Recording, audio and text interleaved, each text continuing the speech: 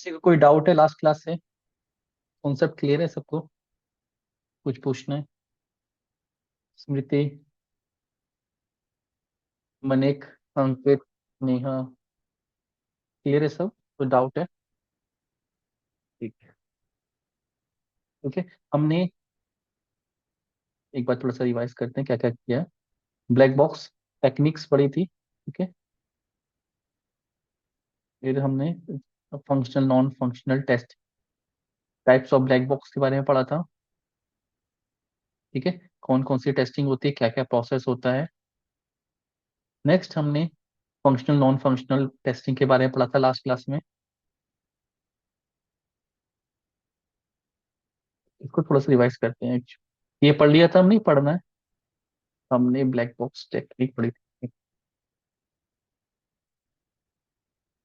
Last class में, हमने ये सारे टॉपिक पढ़े थे, ठीक है। Unit testing, smoke testing, sanity, ठीक है। फंक्शनल नॉन फंक्शनल बहुत छोटा सा टॉपिक है, इसको कवर करते हैं फिर आगे बढ़ते हैं। फंक्शनल नॉन फंक्शनल टेस्टिंग जो भी अभी तक हम पढ़ रहे थे, वो सब क्या था? फंक्शनल टेस्टिंग का पार्ट। मैंने स्टार्टिंग पे ही बताया था कि वेबसाइट की फंक्शनैलिटी को टेस्ट करना, मैंने लास्ट क्लास में ही बताया था। थोड़ा सा वहीं से रिवाइज करते हैं, आगे बढ़, ठीक है। फंक्शनल टेस्टिंग एनुअल होता है, फंक्शनल टेस्टिंग, ठीक है। कि हमें क्या करना है, फीचर्स, जो वेबसाइट के फीचर्स हैं, जैसे login feature, add to cart feature, ठीक है। चेकआउट, कैसे चेकआउट होगा, clear. And then log out, log in हुआ है तो log out, payment gateway, payment कैसे हो रहा है। तो ये सारे क्या हैं? फीचर्स हैं, क्लियर। इसे बोलते हैं फंक्शनल टेस्टिंग। टेस्टिंग को दो पार्ट में डिवाइड किया जाता है, functional and non functional. Functional testing में जो प्रोसेस होता है, unit testing, integration, system acceptance, ठीक है। ये हमने डिस्कस किया था। अलग अलग मॉड्यूल की जब हम टेस्टिंग करते हैं, तब हम उसे कहते हैं यूनिट टेस्टिंग, क्लियर। अगर मॉड्यूल को मिक्स करके टेस्टिंग कर रहे हैं, then we call it a integration testing. दो तीन मॉड्यूल को हम आपस में मिला के टेस्ट कर रहे हैं, क्लियर है। एंड देन जब हम सब मॉड्यूल को टेस्ट कर लेते हैं, फिर उनको अलग अलग सिस्टम्स में टेस्ट करते हैं, that is called functional testing. Sorry.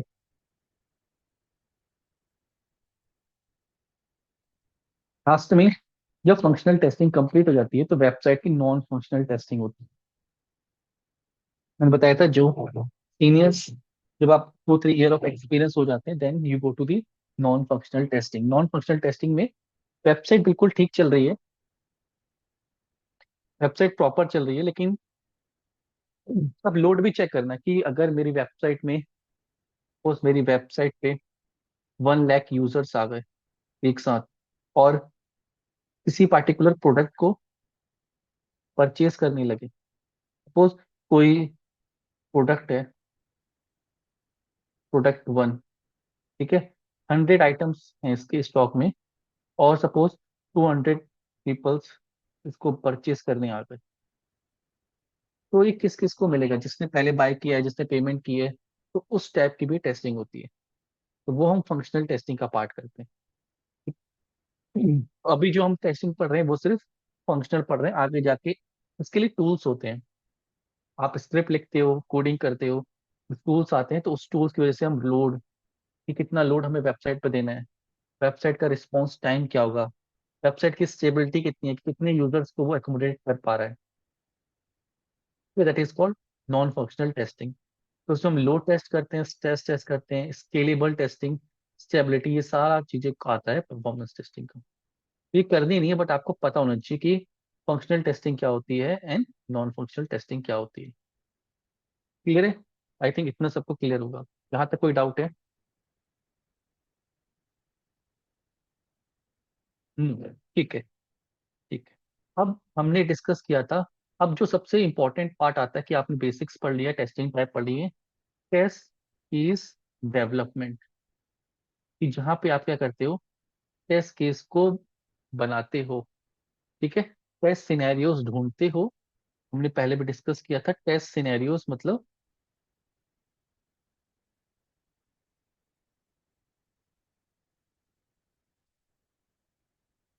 एक चीज आपको समझनी है, टेस्ट सिनेरियो, और दूसरा आपको समझना है टेस्ट केस। इससे इंटरव्यू में बहुत सारे क्वेश्चन आते हैं। Test scenario is what to test, हमें क्या टेस्ट करना है। टेस्ट केस, ये हमें कैसे टेस्ट करना है। ठीक है, तो जब हम अपना प्लान बनाते हैं, सबसे पहले आपने जब इस मॉडल पर हमने बात की थी कि जो हमारा ब्लैक बॉक्स टेस्टिंग होता है जो हम करते हैं, इसमें जो हमारे पैरामीटर्स हैं लाइक दिस। सबसे पहले तो है रिक्वायरमेंट स्पेसिफिकेशन, दूसरा है टेस्ट प्लान। तो यही जो टेस्ट प्लान होता है, टेस्ट प्लान क्या होता है, इस अ डॉक्यूमेंट। ठीक है, टेस्ट प्लान एक डॉक्यूमेंट होता है, वर्ड पे बनता है। ठीक है, जो मैनेजर्स होते हैं वो इसको बनाते हैं। अब इस डॉक्यूमेंट में क्या होता है, एक्सेल पे बन सकता है। ठीक है, मैनेजर्स बताते हैं कि इस पे ये एक प्लानिंग की जाती है कि हमारे पास कितने फीचर्स हैं, कितनी वेबसाइट पे कितना काम करना है, वो चीज लिखा होता है। ठीक है, तो जीरा पे भी बनाते हैं, जीरा पे मैं दिखाऊंगा आपको। ठीक है, कितने लोग हैं, कितने जो हमारे पास सॉफ्टवेयर टेस्टर्स हैं वो कितने हैं, हमारा टाइम लिमिट क्या है, हमारी डेडलाइन क्या है, हमें कब तक कौन सा काम खत्म करने के देखना है। बैकलॉग से बोलते हैं प्रोडक्ट बैकलॉग। प्रोडक्ट बैकलॉग मतलब कि प्रोडक्ट में कितना काम हमें करना है, इसको कौन से फीचर असाइन करने हैं। अब टेस्टर है, तो टेस्टर को कौन कौन से फीचर टेस्ट करने के लिए देने, तो ये पूरा एक प्लान बनता है। ठीक है, it is a document that is prepared by the manager और the test lead. It consist of all the information about testing activity, कि हमारा ऑब्जेक्टिव क्या है, हमें कितनी टेस्टिंग करनी है, स्कोप क्या है, टेस्ट इन्वायरमेंट्स कौन कौन से हैं, टेम्पलेट, टेम्पलेट मतलब टेस्ट केस का टेम्पलेट कौन सा है, किसकी रोल एंड रिस्पॉन्सिबिलिटी कितना है, एफर्ट को एस्टिमेट कैसे किया जाएगा, इंट्री एग्जिट क्राइटेरिया कैसे होगा। इंट्री एग्जिट भी समझेंगे जब हम एजाइल पढ़ेंगे, तो उसमें समझेंगे मैं डेफिनेशन ऑफ रेडी और definition of done. Definition of ready क्या होती है, डिफेक्ट कैसे ट्रैक होंगे, तो पूरा एक प्लान बनाया जाता है, एक प्रोसेस बनाया जाता है। देन टेस्ट सिनेरियोज, जब टेस्टर्स को सारा काम दे दिया है, ठीक है, उनको रिक्वायरमेंट बता दी गई है, टेस्ट प्लान दे दिया गया कि आपको ये काम करना है, आपको ये काम करना है। देन टेस्टर्स क्या करते हैं, टेस्ट सिनेरियोज आइडेंटिफाई करना स्टार्ट करते हैं कि वेबसाइट में किस किस जगह कितनी कितनी टेस्टिंग होगी और क्या क्या चीजें चेक होंगी। That is called test scenarios. हम ढूंढते हैं हाई लेवल सिनेरियोज को। क्लियर, तो हाई लेवल सिनेरियोज को हम ढूंढते हैं, उनको फिर उनके टेस्ट केस लिखते हैं। टेस्ट केस किसके लेके जाएंगे, सिनेरियो के, कि क्या क्या चीजें टेस्ट करनी है। क्लियर, टेस्ट सिनेरियो से हम मल्टीपल टेस्ट केस बनाएंगे, ये मैंने आपको सबसे पहले समझाया था कि एक टेस्ट सिनेरियो बनेगा, उससे फिर हमें क्या मिलेंगे, सिनेरियोस मिलेंगे, टेस्ट केस मिलेंगे। सिनेरियोस और टेस्ट केस खुद से ढूंढने होते हैं। कितने नंबर ऑफ टेस्ट केस होंगे ये कोई नहीं बताएगा। आपको अपनी नॉलेज का यूज करके पूरे प्रोडक्ट को, जो भी आपको फीचर मिला है उसको समझना है, उसकी रिक्वायरमेंट को समझना है। ठीक है, उसकी रिक्वायरमेंट को समझना है, रिक्वायरमेंट को समझ के आपको टेस्ट सिनेरियोस इतने बनाने, कोशिश करते हैं कि हम की सारी फंक्शनैलिटी कवर हो जाए। कोशिश नहीं, ये हमारा टारगेट होता है कि सारी फंक्शनैलिटी कवर हो जाए, कम से कम टेस्ट केसेस में अच्छे से अच्छे टेस्ट केस हम लिखेंगे, क्योंकि जो टेस्टर का काम होता है, मेन काम उसका टेस्ट केस लिखने का ही है। इज दिस क्लियर, ये चीज समझ में आ रही है। मेजर काम क्या है आपका, आपको जो प्रैक्टिस करनी है majorly, to write this test case only, कि टेस्ट केस को इस तरीके से लिखना होता है, अच्छे टेस्ट केस, ताकि अच्छे टेस्ट केस मीन्स कि उसको पढ़ के कुछ समझ में आए कि टेस्टर क्या कहना चाहता है। Is this clear. फिर रिक्वायरमेंट ट्रेसेबिलिटी मैट्रिक्स, पिछली क्लास में मैं डिस्कस किया था, तो मैं आपको एक बताऊंगा ट्रेसेबिलिटी मैट्रिक्स, इसे बोलते हैं ट्रेसेबिलिटी, आरटीएम शॉर्ट में बोलते हैं, आरटीएम। ठीक है, आरटीएम बनती कैसे ये बताऊंगा। एक मैट्रिक्स है, मतलब एक डेटा टेबल है, जहाँ पे हम मैपिंग करते हैं अपने टेस्ट केस की।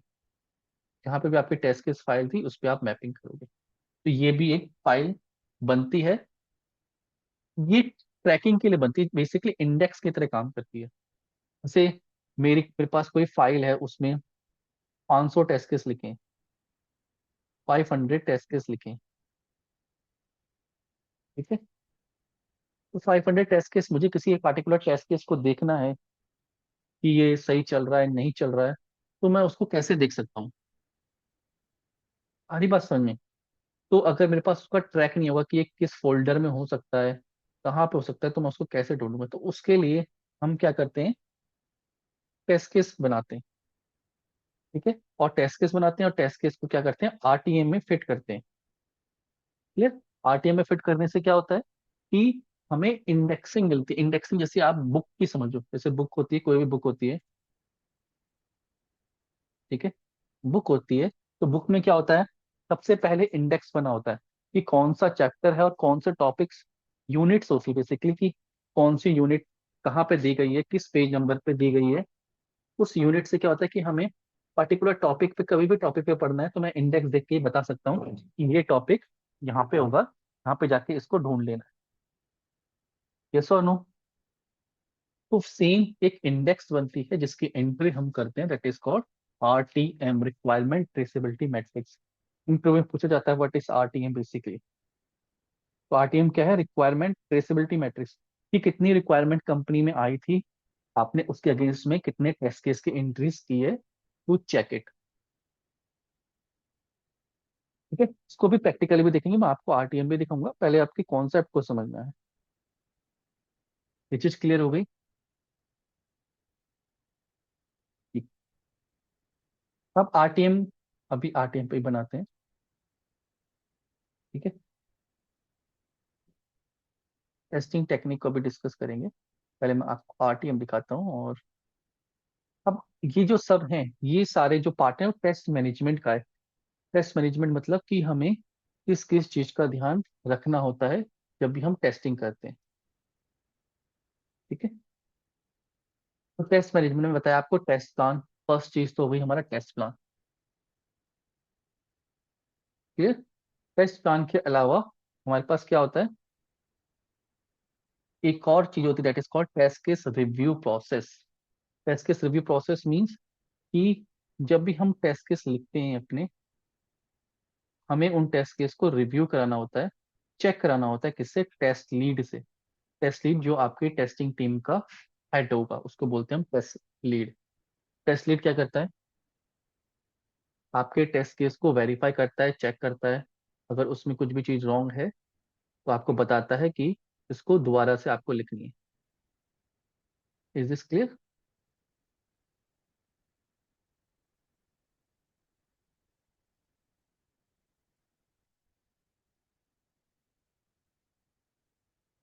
नेक्स्ट है ट्रेसेबिलिटी मैट्रिक्स। एक टेबल टाइप डॉक्यूमेंट होती है which is used by development software application to trace the requirement. अभी इस टाइप की मैट्रिक्स होती है, इसे बोलते हैं हम RTM. Requirement number, module number, high level scenario, लो लेवल सिनेरियो, और टेस्ट केस नेम। ठीक है, अभी टेम्पलेट अलग अलग भी हो सकते हैं, जैसे सपोज हमने, अगर किसी ने टेस्ट केस की फाइल भेजी होगी, तो लेट्स सी, स्मृति ने भेजी थी, या इसको डाउनलोड कर लेते हैं, मनिक की फाइल डाउनलोड करते हैं, इस पे हम आरटीएम बनाएंगे। ठीक है, तो ये हमारी फाइल है। ठीक है, इसमें जो पहला बनता है, यहाँ पे बनाएंगे हम RTM. RTM, requirement traceability matrix. ठीक है, और स्ट्रक्चर जो भी कंपनी में चलता होगा उसको हम फॉलो करेंगे। सपोज अभी हम स्ट्रक्चर को फॉलो कर रहे हैं। रिक्वायरमेंट नंबर, कि कौन सी रिक्वायरमेंट आई थी।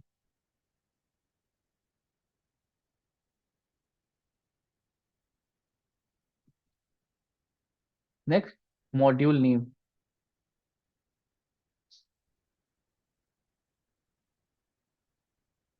हाई लेवल सिनेरियोस या टेस्ट सिनेरियोस।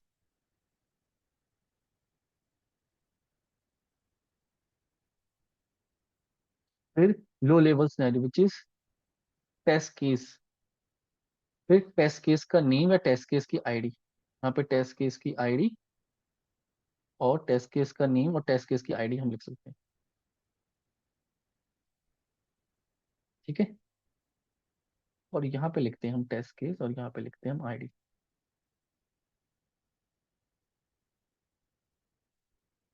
इसमें बस आपको एंट्री करनी होती है। तो रिक्वायरमेंट नंबर वन, पहला था लॉगिन मॉड्यूल बनाना है। ठीक है, तो थोड़ा सा डेकोरेट करता हूँ।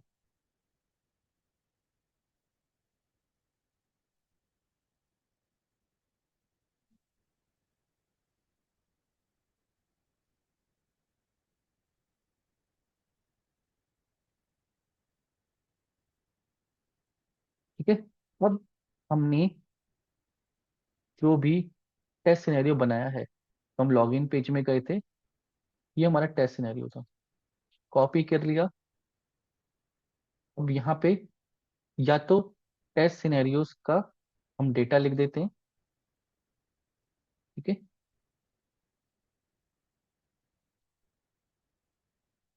ये हमारा हो गया test to verify login functionality.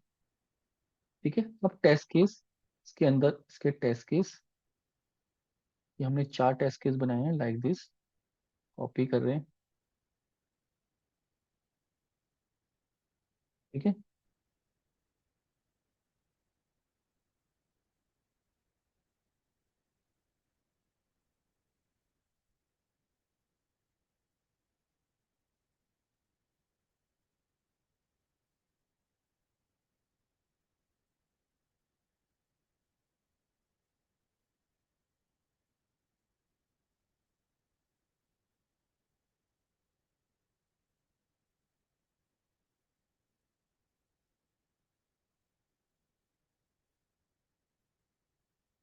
ठीक है, ये हमारे टेस्ट सिनेरियो हो गया, रैप कर रहे हैं। ये हमारे 4 टेस्ट केस हो गए। अब यहाँ पे हम टेस्ट केस की आईडी देंगे। कौन सी आईडी? ये वाली आईडी, 1 2 3 4, कॉपी कर रहे हैं और यहाँ पे पेस्ट कर रहे हैं। ठीक है, अब ये आरटीएम है, रिक्वायरमेंट ट्रेसेबिलिटी मैट्रिक्स। ठीक है, अब हमें क्या करना होता है, इन टेस्ट केस को अब यहीं से पता चल जाएगा। एक लॉगिन मॉड्यूल आया था, तो जो सीनियर्स होंगे वो आपको यहाँ से चेक करेंगे, यहाँ से ट्रैक करेंगे। अच्छा, आपने टेस्ट केस लिख दिया, और यहाँ पे स्टेटस भी लिख देते कभी कोई कंपनी में ना, हम यहाँ पे स्टेटस कि ये पास हुए थे या फेल हुए थे। इसको हम फॉर्मेट करके, ये पास हो रहे हैं या फेल हो रहे हैं, तो मैं भी को पास कर, एक को फेल। ठीक है, और इनको लिंक किया जाता है, इनकी आईडी से इनको लिंक लिंक करने के लिए सपोज आपको ये कौन से पे B10 पे है। ठीक है, तो यहाँ से आप क्या करोगे, लिंक करोगे, लिंक, और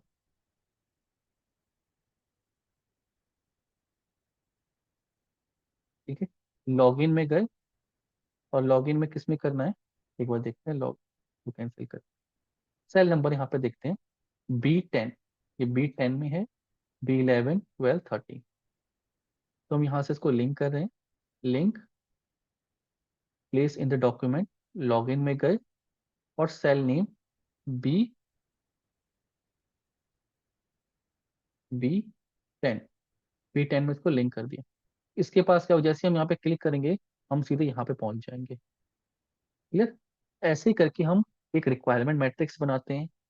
ठीक है, और यहाँ से देखते हैं कि कौन सा टेस्ट केस कहाँ पे है। ठीक है, तो ये अब इसको B10 था, link, login page, B10 B11। तो हमारे पास से इंडेक्स बन रहा है कि हमें पूरी अपनी वेबसाइट का जो आर्किटेक्चर है वो यहीं पे दिख जाएगा। यहाँ पे देखना बड़ा मुश्किल होता है, यहाँ पे रीड करना बड़ा मुश्किल होता है। तो हम क्या करते हैं, एक रिक्वायरमेंट मैट्रिक्स बनाते हैं। अभी तो इस पेज में हो सकता है कहीं बाहर से बन के इस पे लिंक किया हो, और यहाँ पे हम फिल्टर लगा लेते हैं। ठीक है, तो सपोज करो अगर कोई टेस्ट केस फेल हो रहा है, तो मुझे यहीं से पता लग जाएगा फेल टेस्ट केस कौन सा है। ये फेल है कौन से मॉड्यूल में से, मॉड्यूल का नेम और टेस्ट नेम कॉपी, कौन से मॉड्यूल में से कौन सा टेस्ट केस कितने फेल हो रहे हैं, ये चीज क्लियर हो रही है। इसको बोलते हैं हम आरटीएम, रिक्वायरमेंट ट्रेसेबिलिटी मैट्रिक्स। कि अब जब टेस्ट केस, तो पहले तो हम क्या करते हैं, टेस्ट सिनेरियोस बनाते हैं, टेस्ट केस बनाते हैं। जैसे जैसे टेस्ट केस होता जाता है हमारा, उसकी एंट्री हम यहाँ पे करते जाते हैं। उससे क्या होगा, उससे आपके मैनेजर को पता लग जाएगा कि इतने टेस्ट केस यहाँ बन चुके हैं। तो जो जो टेस्ट केस आपने बना लिया उसकी एंट्री आप यहाँ कर दोगे, मैनेजर को पता लगता रहेगा कि आपने क्या कर लिया है, इतने टेस्ट केस कंप्लीट कर लिए। ये चीज आ रही है समझ में। इसको बोलते हैं हम रिक्वायरमेंट ट्रेसेबिलिटी मैट्रिक्स, और ये बहुत जरूरी होता है, ये हर प्रोजेक्ट में आपको मिलेगा।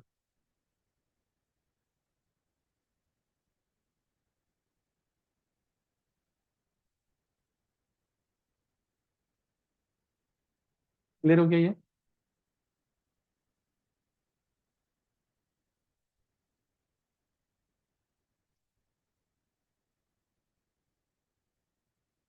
इतना समझ में आया ट्रेसेबिलिटी मैट्रिक्स। अब आपको क्या करना है, आरटीएम भी बनाना है। जब भी आप टेस्ट केस लिखोगे तो आपको आरटीएम भी बनाना है। ठीक है, आरटीएम बनाओगे और उसमें सारे टेस्ट केस की एंट्रीज करोगे। Is this clear.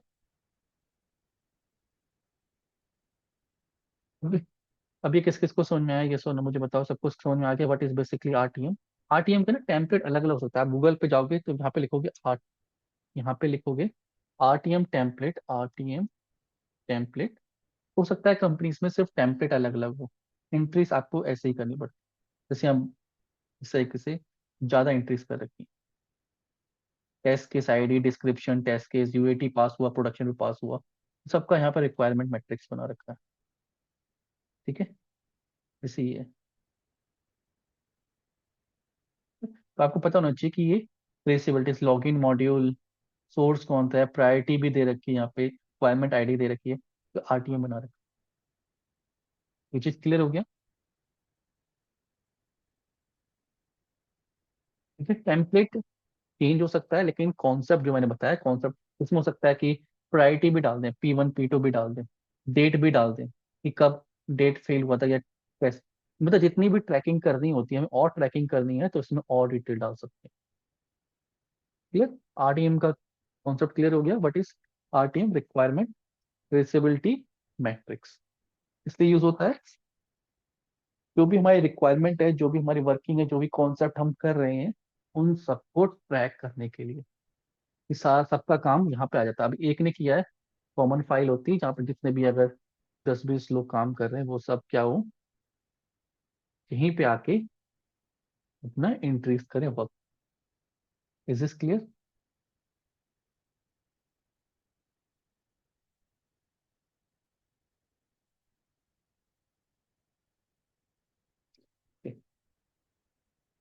अब आपको टेस्ट केस के साथ अपनी आरटीएम भी बनानी है। क्लियर हो गया आरटीएम। ये टेस्ट मैनेजमेंट का पार्ट होता है।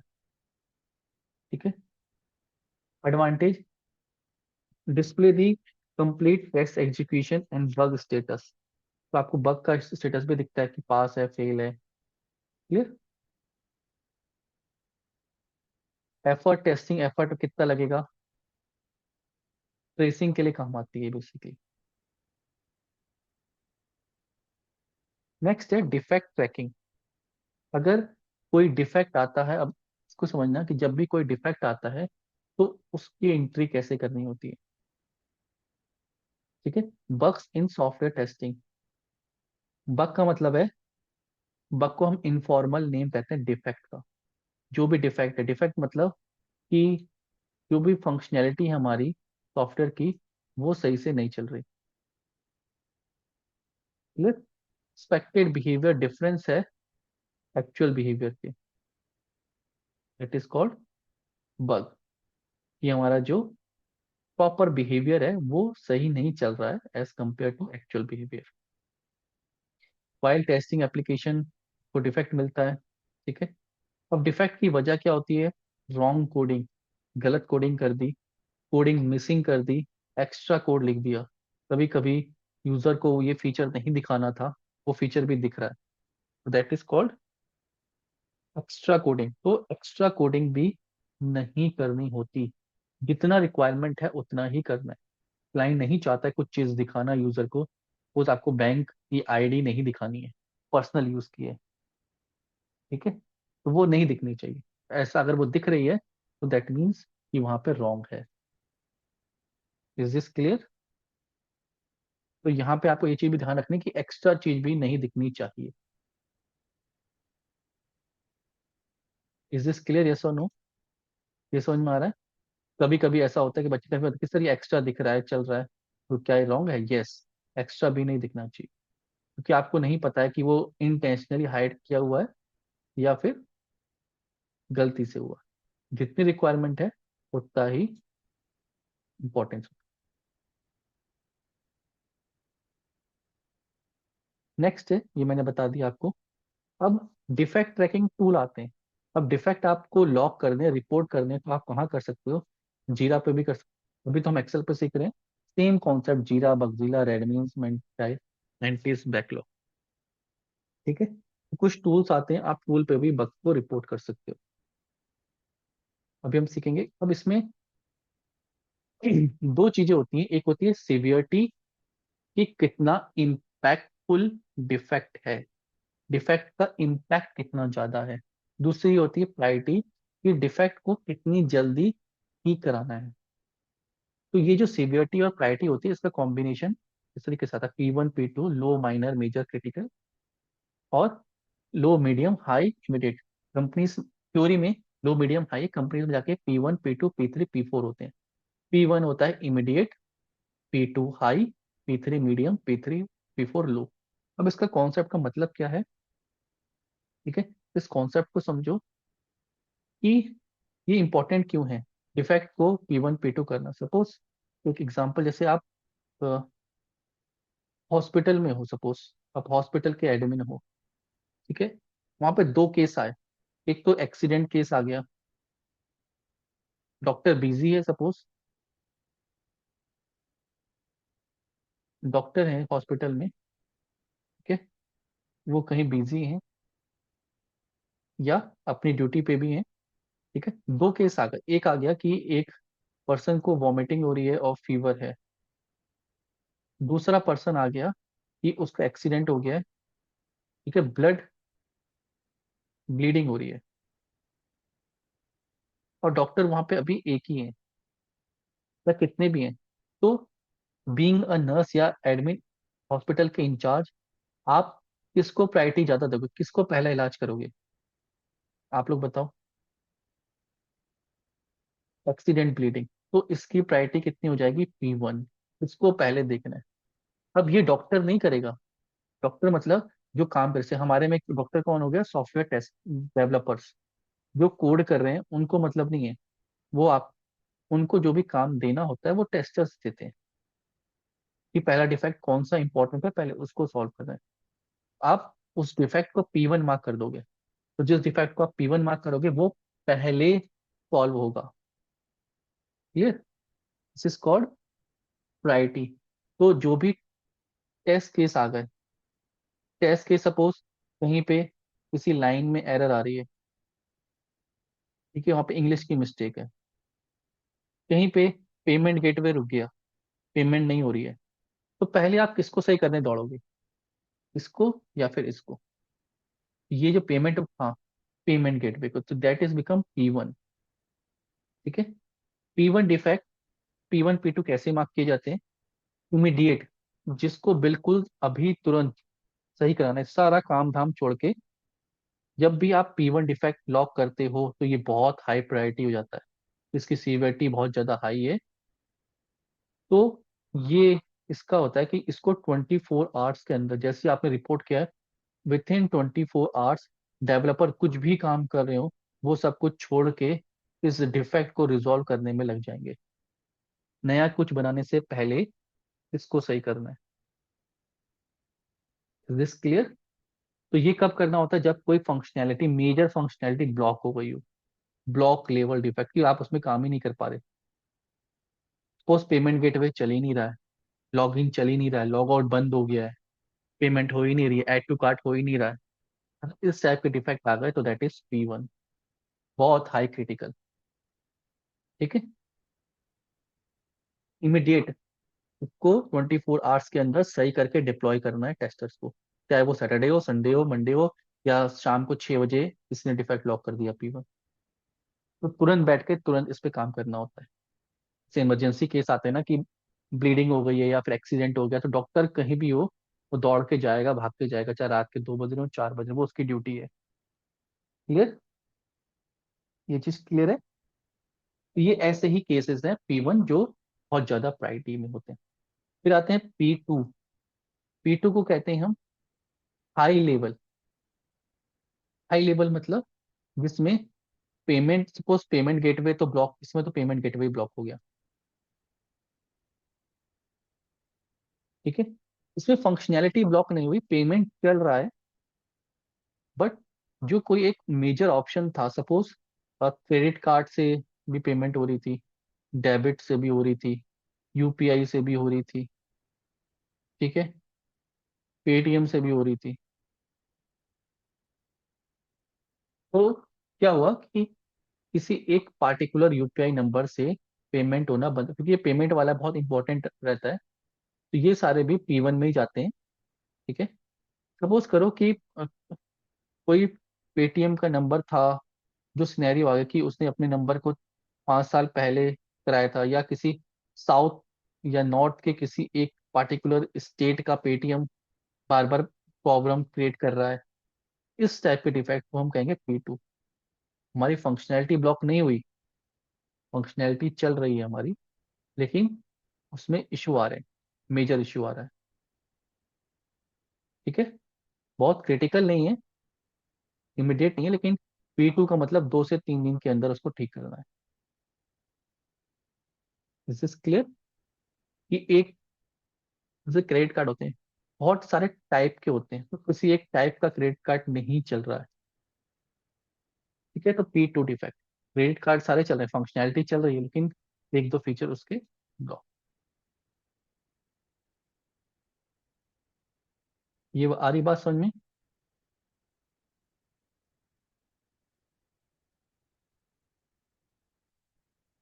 तो प्रायोरिटी सीवियरिटी बहुत इंपॉर्टेंट है, इंटरव्यूज में बहुत ज्यादा पूछ जाती है, what is priority, what is severity, ठीक है।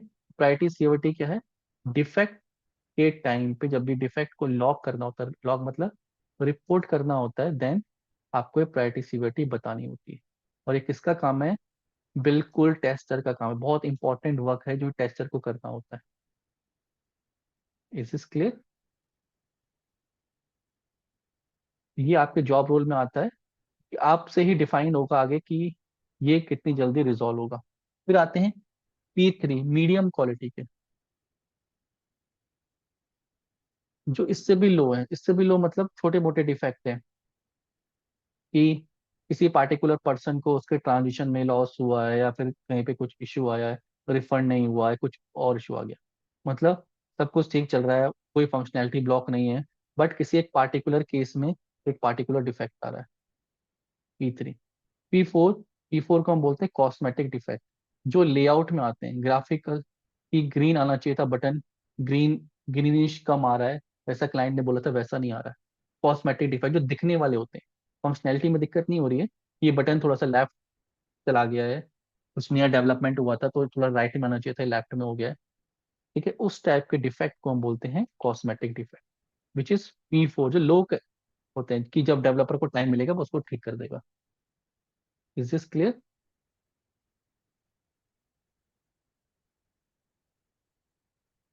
ये समझ में आ रहा है? तो P1, P2, P3, P4, 4 type के डिफेक्ट आपको लॉक करने हैं।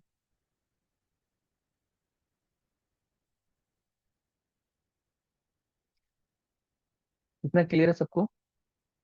अब डिफेक्ट की लाइफ साइकिल, डिफेक्ट की लाइफ साइकिल बहुत इंपॉर्टेंट है कि जैसे डिफेक्ट आया तो वो किस क्राइटेरिया का है, डिफेक्ट के साथ क्या हो रहा है, ठीक है।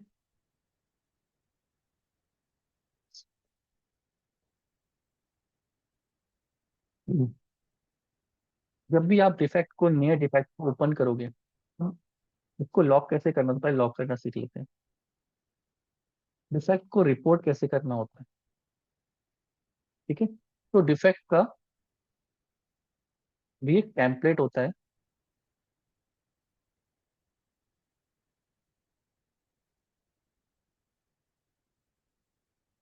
इसमें लोग, लेट्स सी कहाँ पे है।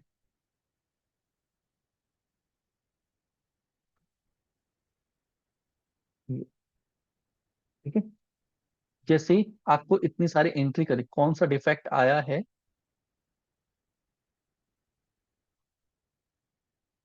सपोज कोई डिफेक्ट आया है, नए नंबर, डिफेक्ट आईडी, एक नई आईडी क्रिएट होगी। सपोज लॉगिन में आया है तो मैं सपोज लॉगिन में कर देता हूँ आईडी 001। डिफेक्ट का डिस्क्रिप्शन, कि डिफेक्ट में क्या प्रॉब्लम हुई। User is not able to log in, user is not able to log in using his own number. ठीक है, कोई पार्टिकुलर था।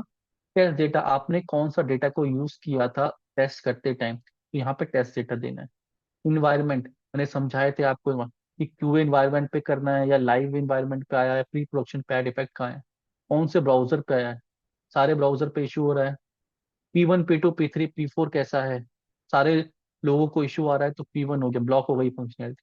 कुछ ही यूजर आ रहा है P2, तो कभी कभी लॉग इन हो रहा है, कभी कभी नहीं हो रहा है। ठीक है, तो प्रायोरिटी। फिर डिफेक्ट लॉग्ड बाय, किसने डिफेक्ट लॉग के, उस टेस्टर का नेम। ठीक है। फिर बग ट्रैकिंग, बग ट्रैकिंग, अभी डिफेक्ट किसके पास है, तो अभी मैंने अपने आप को असाइन कर रखा है और डिफेक्ट को मैंने कर दिया ओपन। अभी डिफेक्ट का स्टेटस है जो मैं यहाँ पे बताने जा रहा हूँ, कि न्यू डिफेक्ट, सबसे पहले डिफेक्ट अगर मैं क्रिएट कर रहा हूँ तो मैं न्यू डिफेक्ट उसका स्टेटस रखता हूँ। न्यू मतलब, क्योंकि ये जो डेटा होता है सीनियर्स के पास शेयर होता है। जैसे आप डिफेक्ट को लॉक करोगे तो पता लग जाएगा कि एक न्यू डिफेक्ट आपने लॉक किया है। क्लियर है। फिर जब मैनेजर इस डिफेक्ट को किसी डेवलपर को दे देगा, सपोज अमित को दे दिया, अमित डेवलपर है, तो डिफेक्ट का हो गया असाइंड। ये डिफेक्ट उस डेवलपर को असाइन हो गया है, वो इसको ओपन करेगा। असाइंड हो गया, पता लगा उसके पास अभी टाइम नहीं है, वो कल परसों इसको सही करेगा, तो जैसे ही वो सही करना स्टार्ट करेगा वो उसको ओपन कर देगा। ओपन मतलब कि he has started working on it.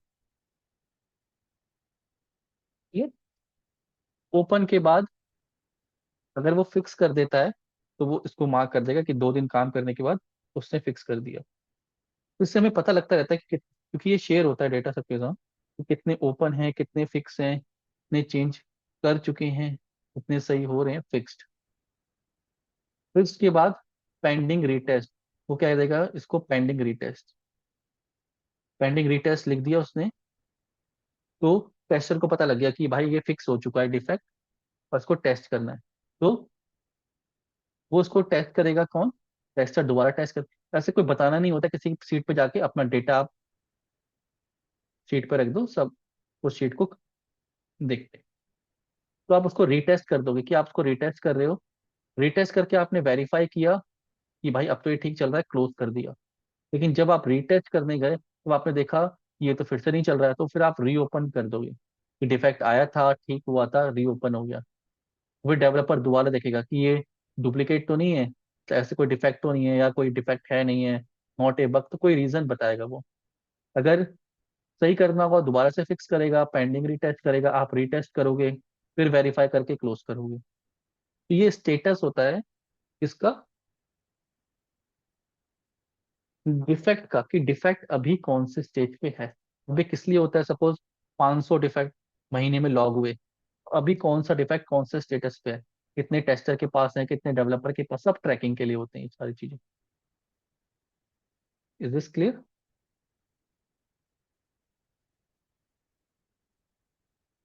ठीक है। तो ये लाइफ साइकिल है किसकी, एक डिफेक्ट की। तो डिफेक्ट, अब जब भी आपको डिफेक्ट मिलेंगे, इस टाइप से आपको, इस टाइप से आपको डिफेक्ट लॉग करना है। This is called defect logging, defect reporting. कभी कभी कंपनीज में होता है कि आप पिक्चर भी अटैच कर दो, कमेंट भी लिख दो कि डिफेक्ट कहाँ पे आया था, उसकी एक पिक्चर भी आप डाल दो, ताकि पता लग जाए कि किस टाइप का डिफेक्ट आया था, किस कंफ्यूजन ना हो।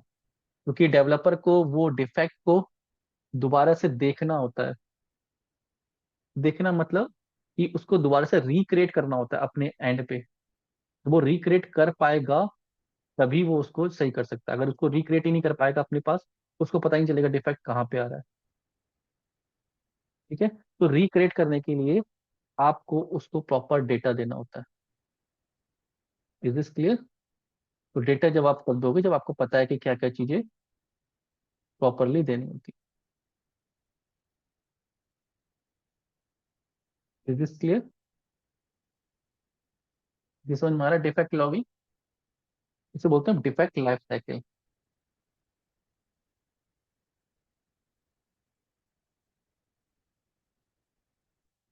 ठीक है, आगे बढ़े, इतना क्लियर है सबको? ठीक।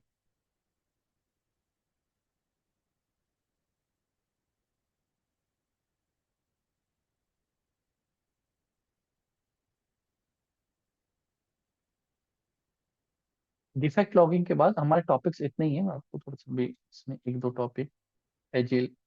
ठीक है। अदर्स टाइप्स ऑफ टेस्टिंग, और डिफरेंट टाइप की टेस्टिंग कौन कौन सी होती है?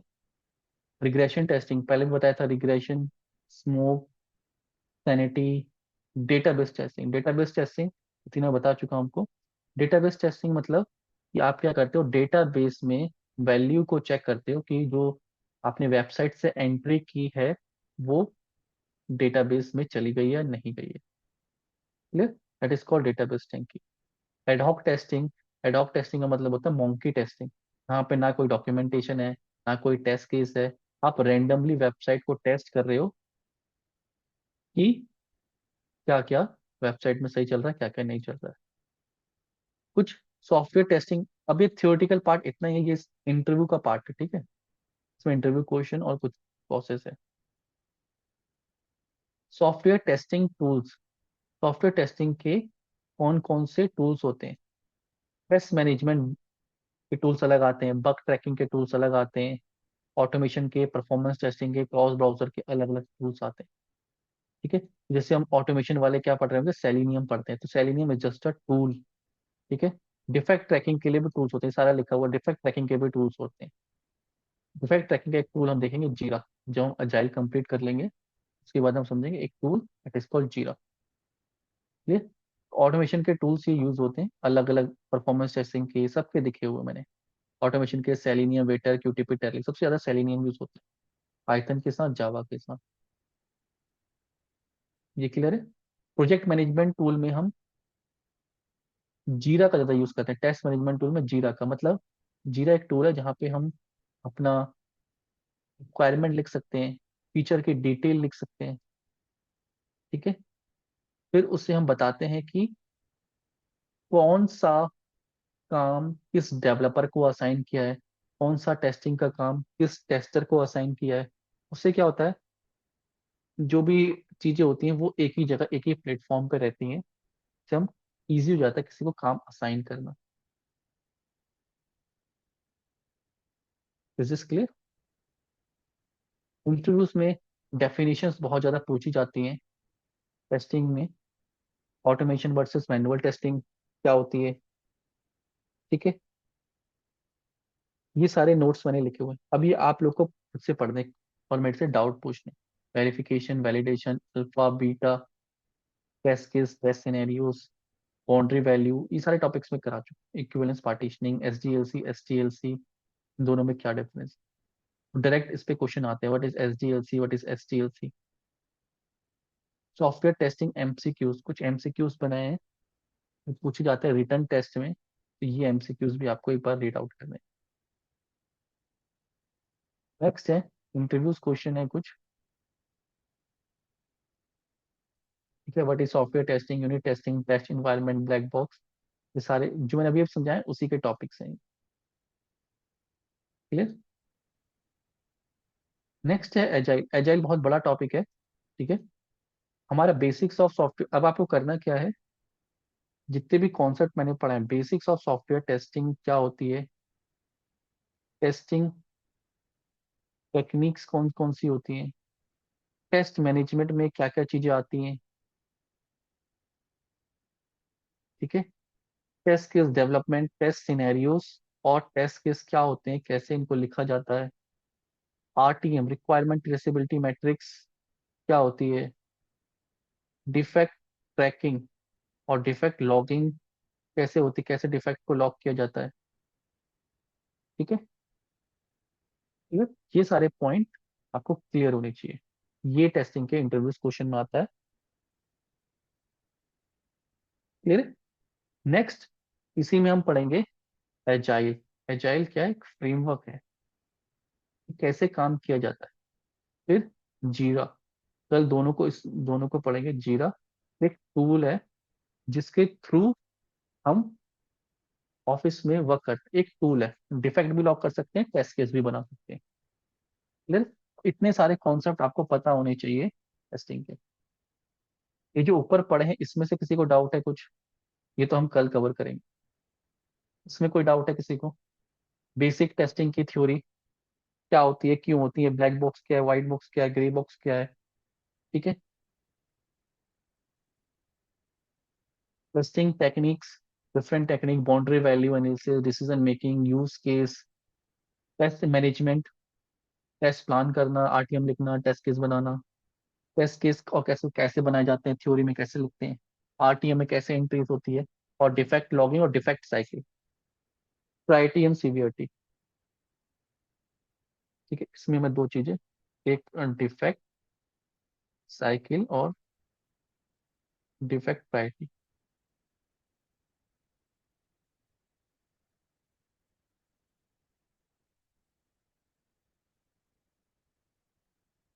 Is this clear? ये सारे, जब भी आप इंटरव्यू में क्वेश्चन देने जाओगे इंटरव्यू, तो ये इससे आपसे से क्वेश्चन पूछे जाएंगे। Is this clear? ये समझ में आ रहा है सबको? इतने टॉपिक्स आपको प्रिपेयर करने हैं, और नेक्स्ट क्लास में अगर इन टॉपिक्स में आपके पास कोई डाउट है तो मेरे से पूछना है। और फिर कल हम इस टॉपिक्स को पढ़ेंगे, एंड फिर डेटाबेस टेस्टिंग इसी का पार्ट होता है, डेटाबेस टेस्ट। हमारे तीन टॉपिक रह गए, ये दोनों टॉपिक खत्म हो जाएंगे कल। Database testing Saturday Sunday, next Saturday Sunday खत्म हो जाएगा। क्लियर? तो लास्ट प्रॉबरली नेक्स्ट सैटरडे संडे हमारा मैनुअल टेस्टिंग का खत्म हो जाएगा। ये क्लियर हो गया? अब इसमें से आपको जो जो